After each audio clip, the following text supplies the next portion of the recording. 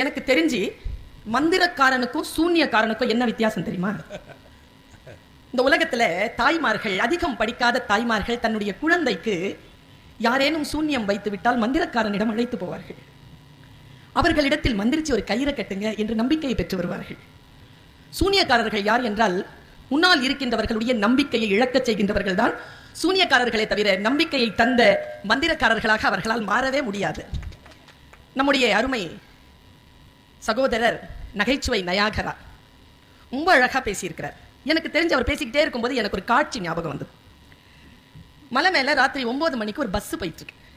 பின்னால இவரை மாதிரியே ஒரு ஆள் உட்காந்துட்டு, பொண்டாட்டி சரியில்லை, புள்ள சரியில்லை, வேலை சரியில்லை, ஊர் சரியில்லை, உடம்பு சரியில்லை, எல்லாம் ஒன்றும் சரியில்லை அப்படின்னு உடனே வண்டி ஓட்டிட்டு இருந்த டிரைவர் சொன்னான், எதுக்கு கவலைப்படுற?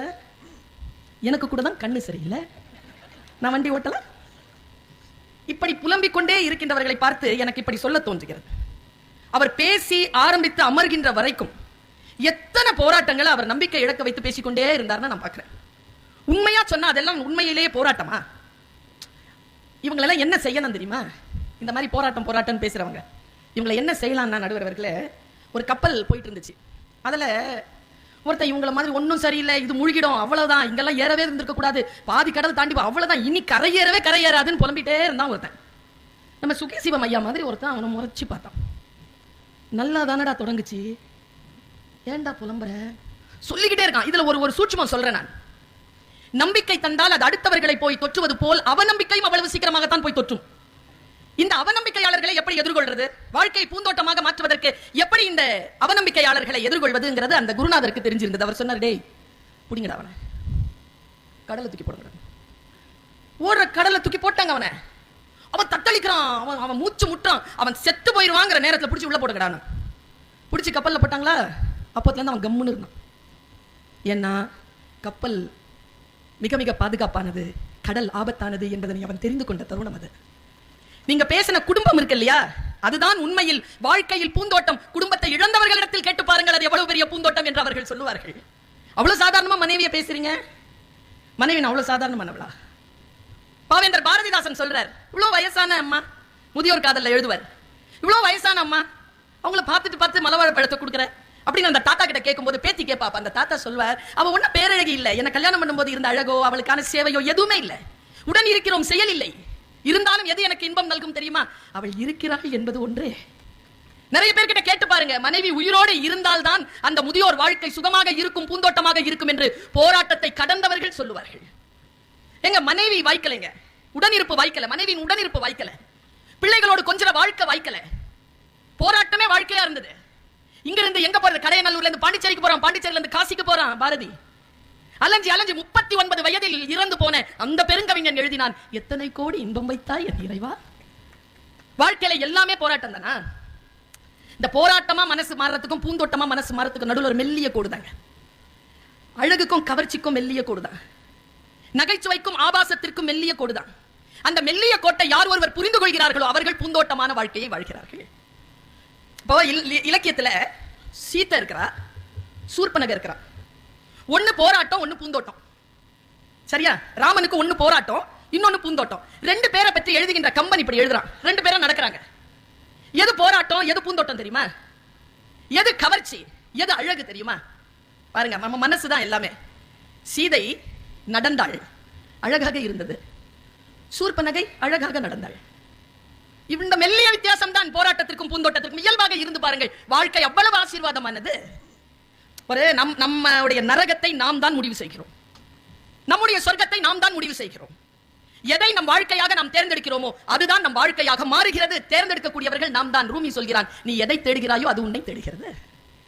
நீ போராட்டத்தை தேடினால் வாழ்க்கை முழுக்க போராட்டம் தான். இல்லை, என் தோட்டம் பூக்களால் நிறைந்தது என்று நீ தேடினால் அது பூந்தோட்டமாக மாறும். நம்ம எத்தனை பேர் நம்பிக்கை இழந்திருக்கிறோம்? நானும் எப்பவுமே என்னுடைய தன்னம்பிக்கை ஸ்பீச்ல சொல்றேன், உன்னால் முடியாது என்று சொல்வதனை எவனோ ஒருவன் செய்து கொண்டுதான் இருக்கிறான். எழுந்து நிற்கத்தான் நமக்கு திராணி இல்லாமல் இருக்கிறது. இப்படி மனதை உடைத்து பேசுகின்றவர்கள் பேச்சை இனிமேலும் கேட்காது.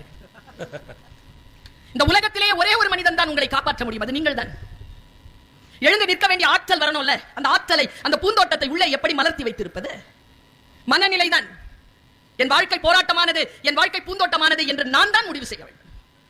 இதோ எங்கள் அணியில் சொன்னார்களே, பிரசவ வலி இருக்கு இல்லையா, இந்த ஆண்களால் அதை அவ்வளவாக பேசிட முடியுமே தவிர அனுபவிக்கவே முடியாது. இந்த உலகத்திலேயே அதிகமான வலி எதுக்குன்னு சொன்னா ஹார்ட் அட்டாக்னு சொல்லுவாங்க. அதனால ஹார்ட் அட்டாக் வந்து இறந்து போறவங்களுடைய முகத்துல ஒரு மெல்லிய புன்னகை இருக்கும்னு சொல்லுவாங்க. ஏன்னா அந்த வலி விடுற நேரம் உயிர் போகும். அந்த இன்பத்தை அனுபவித்து தான் அவங்க உயிர் போகுமா. அவ்வளவு வலியாகுது. அதை விட 60 மடங்கு அதிகமான வலி பிரசவ வலி. அந்த பிரசவத்தை ஒரு பெண் அந்த போராட்டத்தை சகிக்கிறாள் என்றால் எதற்காக என்றால் என்று அழக்கூடிய அந்த குழந்தையின் ஒற்றை அந்த அழுகுரல் இருக்கு இல்லையா, அந்த கேட்கின்ற பொழுது அந்த அழுகுரல் என்கின்ற பூந்தோட்டத்திற்காகத்தான் அவள் அவ்வளவு படாத பாடுபடுகிறாள். இது தாய்மையின் உச்சம். நான் இப்படி யோசிச்சு பாக்குறேங்க, இந்த மனநிலையை எப்படி நம்ம சரி பண்றது? இப்ப இத்தனை பேர் காத்திருக்கிறீர்கள், ஏதோ ஒரு டேக்அவே மெசேஜ், வீட்டிற்கு கொண்டு செல்லக்கூடிய ஏதோ ஒரு பொட்டலம், கையில் எடுத்து செல்லக்கூடிய ஏதோ ஒரு பொட்டலத்தை குருநாதர் தருவார். அவருக்கு பின்னால் வரக்கூடிய நாங்கள் இதோ நான் இப்படி சொல்கிறேன். புத்தி இருக்கு இல்லையா, அதை சரி பண்ணி வச்சுக்கணும். ஒரு பிச்சைக்காரன் ஒருத்தர் தான். அந்த பிச்சைக்காரனை நானும் மோன சுந்தரமும் பார்த்திருக்கிறோம். அந்த பிச்சைக்காரன் என்ன பண்ணுவான், உட்கார்ந்துட்டே இருப்பான். அந்த ஒரு பணக்காரன் என்ன பண்ணா, ரொம்ப பெரிய ராஜா, அந்த வழியா அப்படி போகும்போது அந்த பிச்சைக்காரனை பார்த்து ஒரு காசை எடுத்து இப்படி வீசினான். இந்த பிச்சைக்காரன் காசை அப்படி கேட்ச் பண்ண பாருங்க, தவறிடுச்சு. அவன் உட்கார்ந்துருந்த பிளாட்ஃபாரத்துக்கு கீழே ஒரு சாக்கடை, அதில் அது விழுந்துருச்சு. உடனே அந்த பிச்சைக்காரன் உடனே கை போட்டான் அந்த சாக்கடையில். இந்த போன ராஜா சொன்னார், சாரி நான் தப்பா போட்டுட்டேன். இறங்கி ஒரு வெள்ளி காசு கையில் கொடுத்தான், சாரி சொல்லி. அவன் கையில் வாங்கிக்கிட்டு மறுபடியும் செப்பு காசுக்கு கையை போட்டான் சாக்கடையில். அந்த ராஜா சொன்னா, இல்லை சாக்கடையில் கை போடாத, நான் உனக்கு தங்க காசு தரேன். தங்க காசு கொடுத்தான். மறுபடியும் பிச்சைக்காரன் அதில் தான் கை போட்டான். இந்த போராட்டம்னு வாழ்க்கை நினைக்கிறவங்க இருக்குல்ல, எவ்வளவுதான் உங்களை கொண்டு போய் உட்கார வச்சாலும் அந்த சாக்கடையில் கை போகும். அந்த ராஜா என்ன பண்ணா, போடா நீயா நானா நீ பாத்துடல, ஒரு தங்க முடிப்பை எடுத்து கொடுத்தான். தங்க முடிப்பை வாங்கிட்டு மறுபடியும் கை அங்கதான் போகும். ராஜாவுக்கு வந்துச்சு கோவத்தின் உச்சத்துல. அவன் ஒரு மனசு மாறி சொன்னான், டேய் உனக்கு என்னடா வேணும், உனக்கு என்ன கொடுத்தாடா நீ அந்த சாக்கடையில கைப்பட மாட்டேன். சரிடா, இந்த பகுதி எல்லாம் என்னோட தாண்டா, இந்த பகுதியில பாதி உனக்கு எழுதி வைக்கிறேன், இன்னில இருந்து நீயும் ஜமீன்தார், பாதி எழுதி வைக்கிறேன்டா. பிச்சைக்காரன் கேட்டான், அந்த பாதி எழுதி வைப்பிலேயே வெப்பல்ல, அதுல இந்த சாக்கடை வருமான். இந்த புத்தி இருக்கிறவங்களை என்ன பண்ணுவீங்க நீங்க? எவ்வளவுதான் நீங்கள் அவர்களுக்கு நீங்க நார்மலா எந்த அளவுக்கு நீங்க அவங்களுக்கு வசதி செய்து கொடுத்தாலும் அவர்கள் இல்லை இல்லை என்றுதான் போவார்கள். அப்படி போகாமல் இருக்கின்ற வளர்த்தக்கால் வாழ்க்கை துணை நம்பருங்க. வள்ளுவன் கொஞ்சம் எது தெரியுமா, நல்ல மேனேஜ்மெண்ட், கொஞ்சம் ரிசோர்ஸ்ல நிறைய ப்ரொடக்ஷன் யார் கொடுக்குறாங்களோ அவங்க தான் சிறந்த மேனேஜ்மெண்ட் பண்றவங்க. கொஞ்சமா இருக்கிறதுல அதிகமான விளைச்சலை தரக்கூடியவர்கள் தான். விதை கையளவு தான், விளைச்சல் ஏக்கர் அளவுக்கு வருதா இல்லையா? அதான வாழ்க்கை. கொஞ்சமா போட்டு அதிகமா அறுவடை செய்யக்கூடிய அந்த ஆற்றல் நம்ம எத்தனை பேருக்கு வருகிறது? சின்னதா இருக்கும்போது நம்ம சந்தோஷப்படுறோமா? இல்ல நான் எனக்கு தெரியல, இந்த நடுத்தெரு நாராயணன் ஒருத்தருங்க சூப்பரா சமைப்பார். ரொம்ப அவர்கிட்ட நான் ஒரு நாள் நேர்ல பேசுறேன், சார் சூப்பரா சமைக்கிறீங்க சார், கல்யாண சாப்பாடு நீங்க சாப்பிடுவீங்களா சார்? இந்த சாப்பாடு நீங்க கல்யாணத்துக்கு அப்ப நீங்க அந்த சாப்பாடு சாப்பிடுவீங்க? இல்லம்மா நான் சாப்பிடுறது இல்லை, என் கூட வேலை செய்யறவங்க எல்லாம் சாப்பிட்டு வருவாங்க, நான் சாப்பிட மாட்டேன். ஏன் சார்? அது என்னமோ தெரியல, இந்த தடபுடலான இந்த சாப்பாடு எனக்கு பிடிக்கிறது இல்ல. என் மனைவி வைக்கிற அந்த ரசஞ்சாதம் நான் உழைச்சி முடிச்சு வீட்டுக்கு போகும்போது எனக்கு அவ கிண்ணத்துல போட்டு தருவா பாருங்க, அதுதான் எனக்கு தேவாமிர்தம் என்று சொன்னார். லட்சம் பேருக்கு சமைக்கக்கூடிய அரசன், சமையல் அரசன், அவன் சொன்ன வாக்குமூலம் இது. சின்ன விஷயத்தில் யார் சந்தோஷப்படுகிறார்கள்? ஒண்ணல்ல, ராஜராஜ சோழன் கோவிலை கட்டினான்.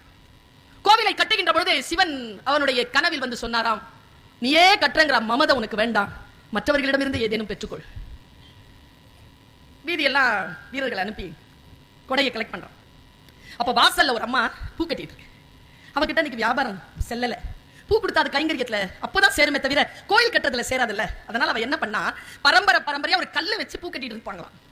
அந்த பூ கட்டுறதை எடுத்து, அந்த கல்லை எடுத்து அந்த கோயில் அமைப்பாளர்கிட்ட கொடுத்து, இந்த கல்லை அந்த கோயில்ல ஏதாவது பயன்படுத்துங்க, அந்த கல்லை கொடுத்துட்டான். அது என்னன்னு தெரியல, அந்த கல் தான் அந்த கோபுரத்தினுடைய கலசத்துல உட்கார கல்லா அதுதான் செட் ஆயிருக்கு. இன்னைக்கும் அந்த கல் இருக்கு கோபுரத்துக்கு உச்சியில தஞ்சாவூர்ல. இப்படி சொன்னானாம் சிவன், ராஜராஜ சோழனுடைய கனவிலே இப்படி சொன்னானாம், என்ன சிவனே என் கோவில் எப்படி இருக்கிறது, நீ சந்தோஷமாக இருக்கிறாயா? சிவன் தந்த பதில், குந்தி தந்த கல் நிழல் சுகம். நம்ம கோடி ரூபாய் கொடுக்கறது இல்ல. ஏன் பைபிள்ல வருது இந்த செய்தி? இயேசு கிறிஸ்து அப்படியே வர்றார், எல்லாரும் காசு கொடுக்கறாங்க. 100 ரூபாய் கொடுத்தான் ஒருத்தன், 100 ரூபாய் கொடுத்த வீட்டுக்கு போகல இயேசு கிறிஸ்து சாப்பாட்டுக்கு. 1 ரூபாய் கொடுத்தா ஒரு கிழவி, அவ வீட்டுல போய் பழைய அரிசி சாப்பிடுறார், சோறு சாப்பிடுறார்.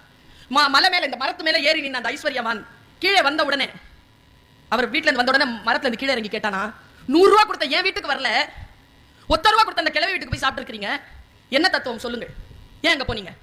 நான் காத்திருக்கிற தடபுடலான விருந்தோடு நீங்க ஏன் அங்க போனீங்கன்னு கேட்ட உடனே இயேசுநாதர் சொன்னாராம், ஐஸ்வர்யவானே, ஐஸ்வர்யவான்கள் ஒருபோதும் சொர்க்கத்திற்குள் நுழைய முடியாது. சொல்லிட்டு சொன்னார், உன்னிடத்தில் இருந்த பணத்தில் நீ 100 ரூபாய் கொடுத்தாய், அவள் தன்னிடத்தில் இருந்த எல்லாவற்றையும் சேர்த்து ஒற்றை ரூபாயாய் கொடுத்தாள். எது பூந்தோட்டம்? மனநிலைதான் பூந்தோட்டம். பொருளினுடைய அளவு கிடையாது. இந்த அளவு இல்லை என்பது நமக்கு எப்பொழுது புரிந்து போகும்? ஒரு செய்தியை சொல்றேன், இன்னைக்கு நம்ம எல்லாருமே புரிஞ்சுக்கணுங்கிறதுனால சொல்றேன். ஒரு 2 பழங்குடி கதைகளை உங்களுக்கு சொல்லிவிட்டு போகிறேன்.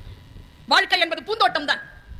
அது போராட்டமாக இருந்தாலும் கூட மனநிலையில் நீங்கள் எப்பொழுது அதை பூந்தோட்டம் என்று நினைக்கிறீர்களோ உங்கள் வாசலிலே சொர்க்க அலை வந்து சேரும். அரபிய தேசத்தில் ஒரு பழங்கதை ஒன்று உண்டு. அவர்கள் நினைக்கக்கூடிய மிகப்பெரிய மெசேஞ்சர் ஒரு நாள் வந்து வானத்தில் அப்படியே போறார். 7வது வானத்தில் ஒருத்தரை சந்திக்கிறார். அவர் மிகப்பெரிய மெசேஞ்சரா வந்தவர். அவர் சொல்றாராம், இந்த பூமியில வாழறவர் மேல வந்தார்ல, அவரை பார்த்து சொல்றாராம், இது அரபிய பழங்குடி மக்கள் பேசுகின்ற, இன்றளவும் பேசுகின்ற கதை. உங்கள் எல்லோருக்கும் நீங்கள் வீட்டிலே எடுத்து செல்வதற்கான ஒரு பார்சலாக இதை நான் தருகிறேன். சொல்றார், நீ போய் மக்கள் கிட்ட சொல்லு, சொர்க்கம் என்பது பொட்டல் காடு. இது அவர் மிரள்றார். சொர்க்கம் எப்படி பொட்டல் காடு? நீர்நிலைகளும் அழகிய பெண்களும் திராட்சை ரசமும் நிறைந்தது தானே, நோயற்ற வாழ்வு, இப்ப இது நிறைந்தது தானே சொர்க்கம். அது எப்படி சொர்க்கம் பொட்டல் காடாகும்? அப்பொழுது சொன்னாராம், இல்லை, அது பொட்டல் காடுதான். அதில் நீர்நிலைகளும் அழகிய அரண்மனைகளும் அழகிகளும் திராட்சை ரசமும் ஓட வேண்டும் என்றால் அதை நீ உன் வாழ்க்கையில் தான் கட்டிக்கொள்ள வேண்டுமே தவிர உனக்காக அது ரெடிமேடா இருக்காது. நரகமும் அப்படித்தான், போய் சொல்லுங்கள் என்று சொன்னார். நம்முடைய சொர்க்கம் என்பதை நாம் தான் கட்டமைக்கிறோமே தவிர ஏற்கனவே இருக்கிற ரெடிமேடா இருக்கிற ஒரு சொர்க்கத்திற்குள் நாம் நுழை